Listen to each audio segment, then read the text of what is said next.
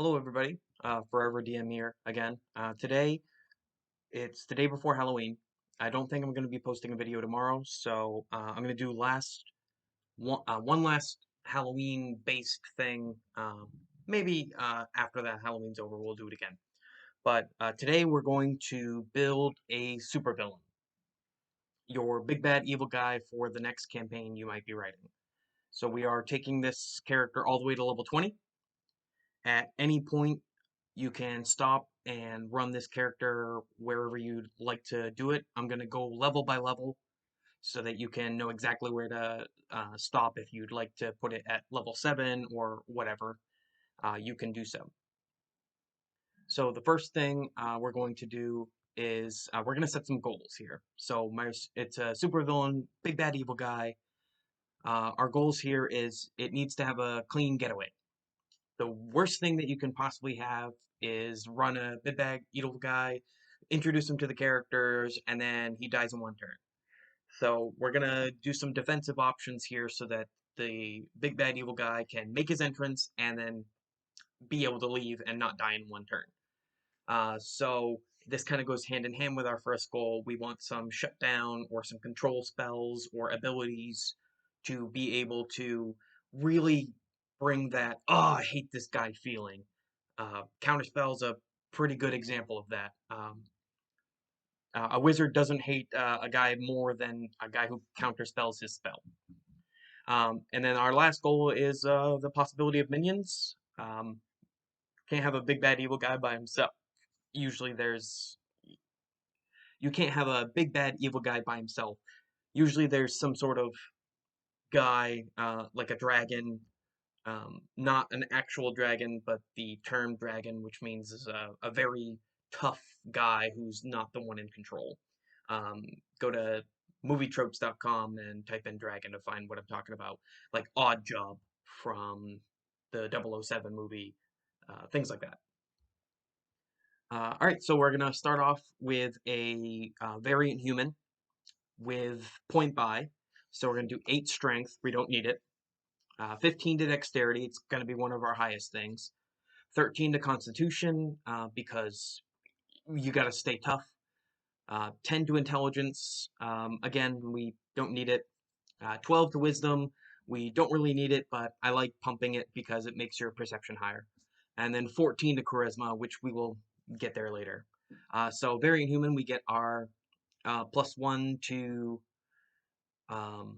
dexterity and the other +1 to constitution. So we get a nice +3 dexterity to start off with and a 14 constitution, which is going to get us through some tough times here.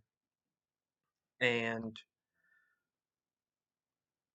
finally, the bonus feat we're going to get with the variant human is going to be the tough feat because we're not going to bring our constitution higher than 14, so the tough feat lets us treat it as an 18.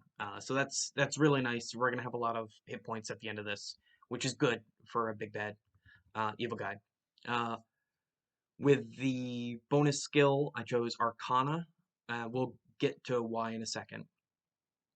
So we start off as an urchin, which gives us proficiency in sleight of hand and stealth, where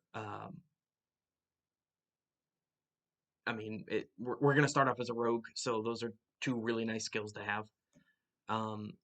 So, right, with that, our level 1 rogue, we get proficiency with light armor and simple weapons. We're just going to stick with studded leather and a dagger for the whole build, because we are going to stick to the trope here of a sneaky guy. So speaking of which, we get sneak attack, which is going to be the most damage we're going to be dealing with this build. Saving throw proficiency with dexterity and intelligence, which one of those is the highest in the game, and intelligence is the anti-control ability, so I'd actually rather have intelligence than wisdom. But so you can't really illusion our big bad evil guy, so it's a good thing to have. And we get to choose 4 skills. I'm only going to say 3 of them because the 4th one doesn't matter. You can pick whatever you want. We're going to get everything we want out of this. Just don't choose deception or persuasion out of either of these. We're going to choose acrobatics. It's best to have acrobatics or athletics, either one. We're not going to do athletics, so we're going to choose acrobatics. Um, Next is intimidation, because we are going to have a lot of the charisma skills, so we're going to start off with intimidation as well. And we'll also grab performance. Again, we're not choosing some of the other ones because bear with me, we'll get there. We also get um, expertise, and we're going to choose expertise in stealth and thieves' tools. We're going to start off as a very iconic rogue, maybe even a bit of a brash rogue because of that intimidation bonus. So next level, we're going to do level 2 of Rogue. The only thing we get of note here is Cunning Action, which is going to be fantastic for us. Skip right ahead to level 3 Rogue. Here's where we start getting really fun stuff. We get our archetype, and we're going to choose the Mastermind. They get their 2 abilities here at level 3. They get Master of Intrigue, so they automatically get proficiency with Disguise and Forgery kits. Just really makes them harder to find in society, especially since they can disguise and forge paperwork, so we can throw our big bad evil guy right into the middle of the city and no one will know. And we get 2 additional languages. You can pick whatever you want that's fluent in your campaign. Know thy enemy, whatever. Our sneak attack increases to a 2d6. And finally, we also get Master of Tactics, the second ability feature granted by Mastermind, which is our Cunning Action can also include the Help action. And if it's to help with an attack, you can actually extend out 30 feet instead of being adjacent to somebody. This is going to be a really cool minion ability, so you can make sure your minions have advantage on attack rolls, which is really, really good because it only takes you a bonus action to do so. So you can still attack with your own action and try and get that sneak attack damage in there. Next level, as we're going to take Rogue again, 4 levels of Rogue, which gives us our first ASI. We're going to add that to Dex. It increases our armor class, it increases our damage, it increases our initiative, at all the things we want. Next, 5th level of Rogue, we get Uncanny Dodge, which is one of the greatest reaction abilities in the game, in my opinion. It's half damage. It's fantastic. And it's not resistance to damage, so if you are resistant to the damage that's coming and you uncanny dodge it, that's a lot of damage reduced. Sadly, we're not going to have any damage resistances except for 1 at the end of this build, so stay tuned for that.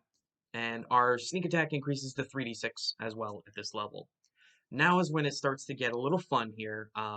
We're going to swap out Rogue now for our next level, and for our 6th level, we're going to take 1 level in Warlock.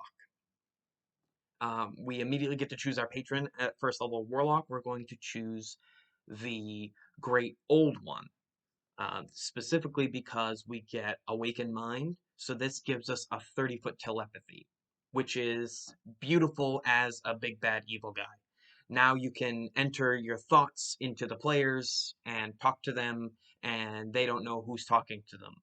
So they can literally be in the same room as a bunch of people in a crowded room, and you can get that telepathy going, and then nobody knows who it is. It's a really cool setup for a really creepy ability. Now we're going to start getting spells. Again, these are all my recommendations. We are going to end up with quite a few spells here, so you do have some options. I just felt like these were the ones that fit a mastermind warlock better. So I took friends because we don't care if someone is hostile to us after we end it, because we can either disguise ourselves or um, stealth away and not have to worry about the bad guy, whoever. We do need a source of range damage here, so instead of resorting to shooting stuff, and we're a warlock, yes, we're going to take Eldritch Blast. It's very, very good. It scales well, and yeah. Next, we're also going to get Unseen Servant as one of our first level spells, just because I feel like it's a very good minion ability. Again, feel free to choose something else. And Arbor of Agathis, which is probably my favorite spell that scales, because it scales beautifully. Next level, we're going to take another level of Warlock, specifically because we get 2 invocations, and we want one of these invocations before we go back to Rogue. And that invocation is Beguiling Influence. It gives us proficiency in Deception and Persuasion, 2 more charisma skills, which we already have a few, and now this just adds more, and it's fantastic. The second um, invocation I highly recommend is Devil Sight, because it is the best form of dark vision in the game. Absolutely the best. So now you can see through magical darkness, which is fantastic. And you can also get another spell, so we're going to grab Charm Person, because I feel like this is a very charming, manipulative mastermind. It just makes sense for the theme here. Next, we're going to go back to Rogue for our 6th level, because now we get Expertise again. And now that we're proficient in Deception, we can grab Expertise in Perception and Deception. So you are completely aware of your surroundings, and you are quite manipulative. Very, very good evil guy tropes abilities. We're going to go to 7th level of Rogue. This gives us Evasion, which is fantastic. We already have a really high dex save. Now we're constantly going to either be taking no damage or half.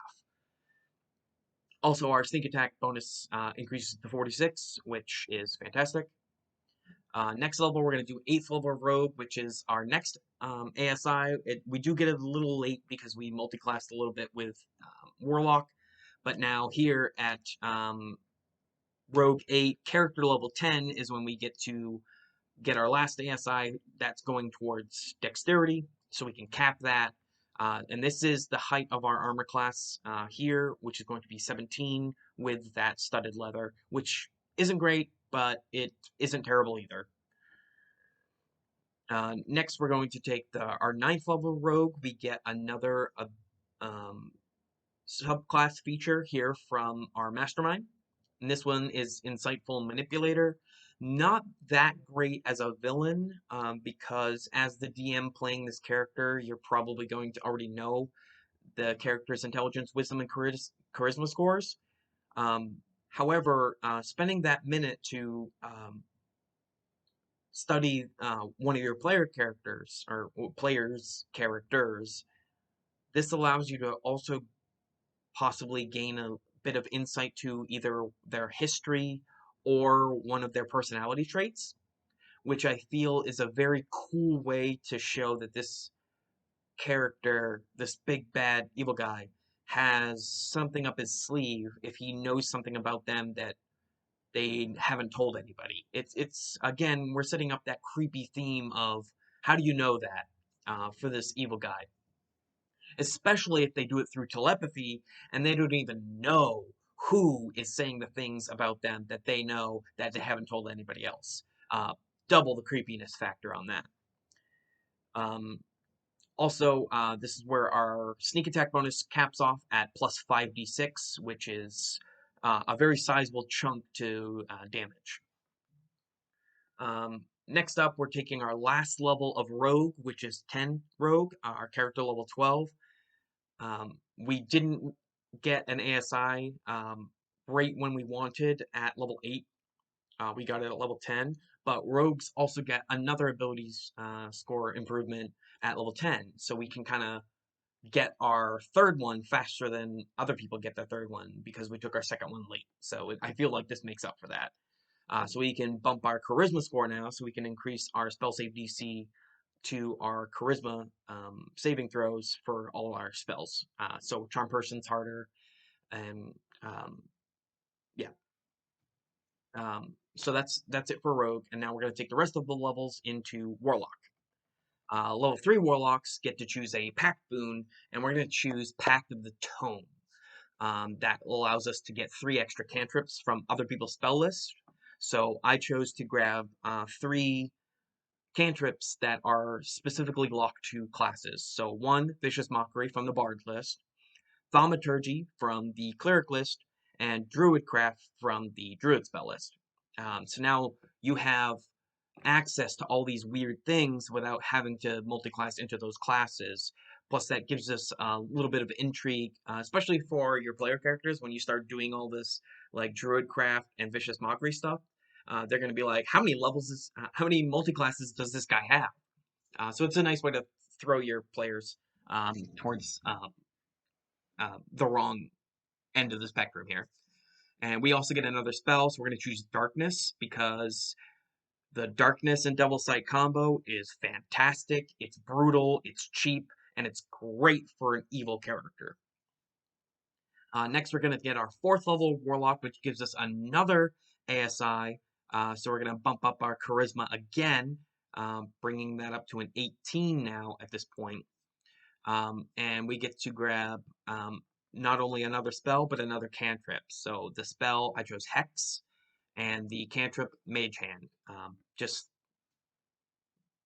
Yeah, Hex is a really good evil ability, I feel, and Mage Hand is just so useful. So next, our 5th level of Warlock, we get another Invocation, and we're going to choose Book of Ancient Secrets, which is exclusive to Pact of the Tome Warlocks, which we are, and that allows us to gain rituals. But the best part about this feature is that if you find a ritual later, you can inscribe it into your tome from the Pact of the Tome feature, which allows us to gain access to every ritual spell in the game. Eventually, I immediately just wrote all of the 1st level ritual spells that are available in the player's handbook into our tome because at this point we are character level 17. It's possible and very likely that we're going to have come across quite a few rituals. So that includes Find Familiar, Identify, Comprehend Languages, Illusory Script, Purify Food and Drink, Speak with Animals, and Tensor's Floating Disk.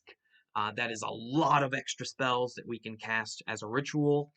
So it also really feels like this guy has the ability to, especially with a mastermind, I feel that if they know a situation's coming, they have all the tools they need to be able to prepare for that situation, which is, I love that ability. Practically every Warlock I make is a Pact of the Tome. I really love Book of Ancient Secrets because the utility of all those ritual spells is very, very helpful. Next, we're going to take 6th level of Warlock, so we can get the subclass feature, the next subclass feature for the Pact of the Great Old One, or the Gulak, which is Entropic Ward, which, in my opinion, is a better reaction ability than Uncanny Dodge, which already is very good. You can only use this once per short or long rest. That's why it's better, because it has a limitation, but it basically gives you resistance to damage, or it makes it so that an attack is less likely to hit or damage you, and if they do in fact miss, then you have advantage on the next attack against them, which is great, because it's a way to give yourself advantage so that you can get that sneak attack in. It's very helpful once per short rest, which is great. Also, we get another spell, so we can grab Dispel Magic, which is, we're just going to take everything now at this point to just make sure we get a win, right? So we don't want to get stuck and just die. So next, our 7th level of Warlock, we get another Invocation. I like Eldritch Sight because now we get Detect Magic as a at-will ability instead of free as a ritual. So now we don't have to add that minute to the casting time. It's up to you. You can take Agonizing Blast here, so you can add that Charisma modifier to damage of your Eldritch Blast rolls. That is perfectly fine too. I just like the utility of Eldritch Sight better, especially because when we pair that with our next spell that we can add to from our spell list, which is Remove Curse. Now, it's very, very hard for us to get pinned down because we can dispel anything that's targeting us, or more easily if it's a curse. Next is the 8th level of Warlock, and this is fantastic because it gives us our last ability score improvement, which makes us cap off our charisma modifier as well as our dexterity modifier. So now that we have a very good defense and offense, either with a weapon or with spells. And we also get to add Dimension Door, which is our only 5th level spell we're going to be taking, because that is an amazing get out of jail free card. So it's very unlikely we are going to be pinned down with your player characters, and this is a clean getaway. Because recurring villain is best villain. 9th level of Warlock gives us our last invocation, and we want Mask of Many Faces. So now we have an at-will disguise self. And proficiency with a disguise kit, we can blend in with anything. Good luck trying to find who the big bad evil guy is in the town, if he's hiding there. We also get another spell. I love Suggestion. Again, a very manipulative mastermind ability. We really wanted to get into people's heads. And finally, our 10th level of Warlock, which makes us, yes, we have a 10-10 split of Rogue 10, Warlock 10, which I know a lot of people like to min-max with 8 and 12. But 10-10 works very well for us because Rogue 10 gets that extra ability score improvement, so we aren't losing one. And it lets us go to Warlock 10 so we can get the 10th level ability of Warlocks, of the Great Old One, which is Thought Shield, which is a very good capstone for us. It makes it so that our thoughts cannot be read by any means, even magical. So we are now I believe, virtually undetectable to be found as the big bad evil guy unless we want to. We also get resistance to psychic damage. There's that damage resistance to something. And if we do take psychic damage, whoever gave us the psychic damage takes an amount equal to what we lost. So once someone realizes that, they're not going to be doing psychic damage to us anymore. So it's basically sort of like psychic immunity. Sort of. Unless they're stupid and they just want to keep taking psychic damage along with you, then fine. The last thing we get to do is choose one more spell, and what greater way to get away or give yourself advantage on your sneak attack rolls than invisibility. Right? So, what a great evil way to mess with your players by being invisible. So it's quite a long video. I didn't really have to go in depth with the spells, but I thought it would be helpful to you by knowing them. I don't know how to do it yet, I'll be honest, but I'll try to get a copy of my player sheet, which I was referencing as well as some notes here on my computer about the character. I named him Silas Ebenwind, just because Silas sounds like a really cool evil guy. Um, but you end up with 174 hit points as a rogue warlock, which they don't have the biggest size hit dice, and you're almost pushing 200 HP at the end of level 20, which is fantastic. Your saving throws a -1 to strength, which is our only negative. We have a +11 dexterity save, a +2 constitution save, a +6 intelligence save, a +1 wisdom, and a +5 to charisma. So it's very hard to pin us down other than strength or wisdom. Wisdom is a very common spell saving throw, so we might get distracted or lost with those wisdom saves, but we have Remove Curse, Dispel Magic, to save us in those really tough spots. Or if we really want to get down and dirty and really mess with people, we do have our Darkness and Devil Sight combo, so we can see and nobody else can see, and that's a pretty evil thing to do. I don't recommend doing it too much because it can get pretty frustrating, but it's hilarious to see when someone, maybe one of your player characters, tries to use this combo and they cast darkness, and when they realize you can see in it too, is just a beautiful moment. I haven't had that happen yet, but I anticipate I wouldn't be able to help but smile.